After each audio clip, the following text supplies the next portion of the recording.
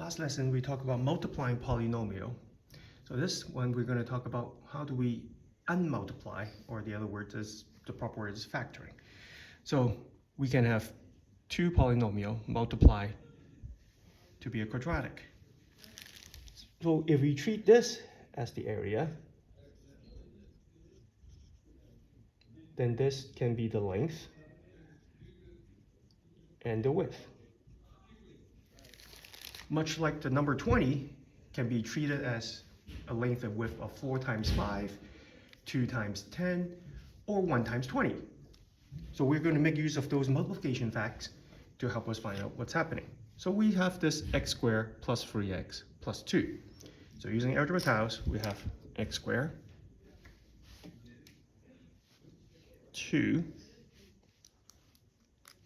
and the 3x's. So the way to do this is, first we line up the big pieces. There's only one way you can organize this. There's only one square, so I put it here. And the next thing is the little pieces, not these x's. We'll deal with them in a moment.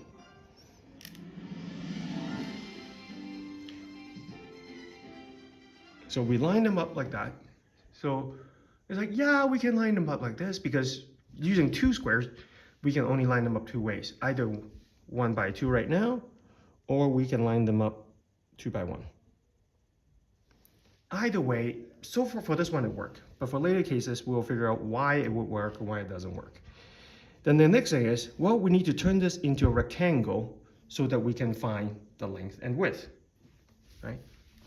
So the length will be here, and the width will be here. So if I leave them this way, how many ways we can put them in?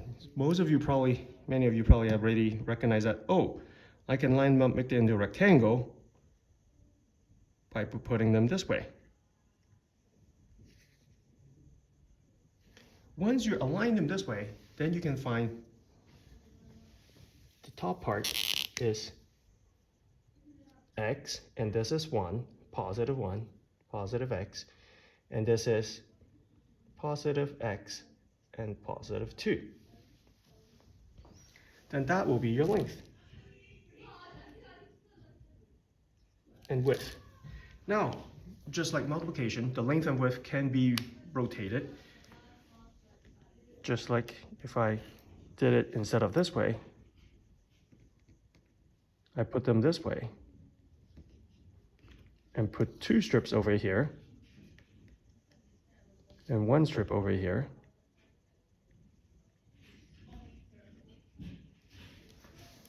And I can still get x plus 2 and x plus 1.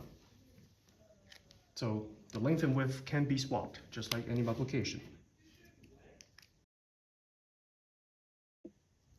Now that we've gone over using the tiles to do this factoring from x squared plus 3x plus 2 into the length and width, I'm going to go over how to do it using algebra. So we can do it by either looking at the top row or the first column. So looking at the top row, I have x squared plus 2x.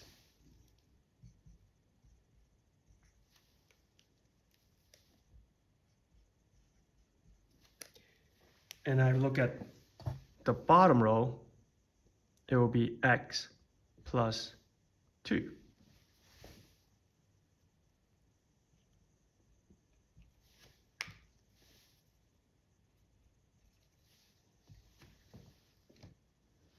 Now we have broken this 3x into two things. We'll look at what's common factor in the first half. So if you cover this up, you're like, well, what common factor between them? Or if you look at this shape, what's the common dimension? Is x. So I will factor out the x, and I'm left with x plus 2. And then I look at the second half and go, well, what's left? I have x plus 2. Do they have a common factor? Well, they do have 1, so we can write it as plus 1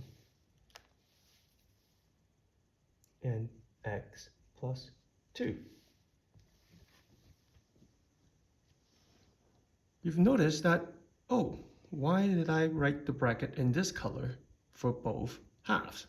Because if I treat the bracket as one item, then this bracket and this bracket is the common factor between the first half and the second half, and therefore I can common factor out the x plus 2, which becomes here.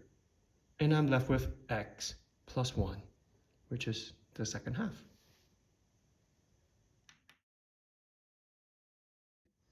You may ask, well, I don't always have algebra tiles with me, or I don't have enough. How can I solve a factoring question like this one? The idea is you do the same kind of arrangement as if you're using the tiles.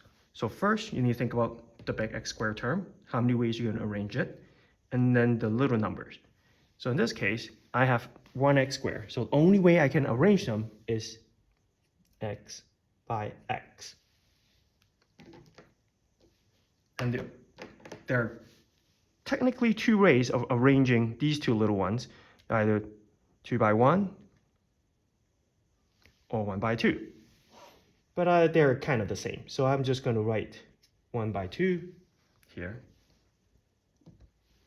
And then I'm going to use what is called the criss-cross method of multiplying. So you take this number, or this term, x, and then multiply diagonally here. And I get 2x, positive 2x. And then I do this the other diagonal, and I get positive 1x. And that equals 3x, which is exactly how many sticks I have, how many x's I have.